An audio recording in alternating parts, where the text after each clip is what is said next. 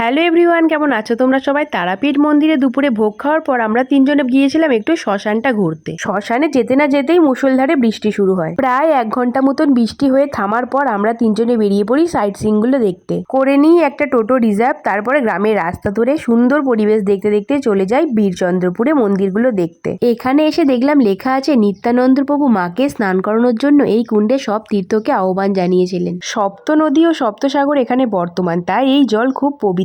প্রথমেই হাটুগাড়া মন্দির দর্শন করার পর এরপরে চলে গিয়েছিলাম নিধুবন দেখতে। বেশ অনেকগুলো মন্দির এখানে পরপর আছে, সব জায়গায় ভিডিও অ্যালাউ নেই, তাই ভেতরে কি কি আছে আর দেখাতে পারলাম না। এরপরে আমরা চলে যাচ্ছিলাম নিতাই বাড়ি দেখতে। যতবার তারাপীঠে এসেছি ততবারই আমার এই সাইট সিইং গুলো ঘোরা হয়ে গেছে। তো এখানে নিতাই বাড়ি দেখার পর আমরা চলে গিয়েছিলাম ইস্কন মন্দির দেখতে। এক ঝটকায় যেন মনে হচ্ছে আমরা তারাপীঠ থেকে চলে এসেছি মায়াপুরে। এখানে কোনো মন্দিরেই ভিডিওগ্রাফি অ্যালাউ নেই, তাই আর ভিতরটা দেখাতে পারলাম না, তবে খুব সুন্দর জায়গাগুলো। তারাপীঠ মন্দির দেখে এসে তো ইস্কন দেখে নিয়েছি, এবার যাব জগন্নাথ মন্দির দেখতে। একই জায়গায় গিয়ে রাধাকৃষ্ণ, মা তারা, জগন্নাথ দেব সবারই দর্শন হয়ে গেছে। মন্দিরগুলো ছিল খুব সুন্দর। বীরচন্দ্রপুরের সব মন্দির আমাদের দেখা হয়ে গেছে। এবার আমরা যাব আটলায়, সাধক বামাখ্যাপার জন্মস্থান জন্মভিটে দেখতে। বামাখ্যাপার আতুর ঘর থেকে মাটির দোতলা সবটাই দেখে নিয়েছি এখানে। দুপুর 3টে থেকে সন্ধ্যে 6টা অবধি সাইট সিইং গুলো ঘুরে চলে এসেছি আবার হোটেলে। এবার যাব মায়ের মন্দিরে পুজো দিতে।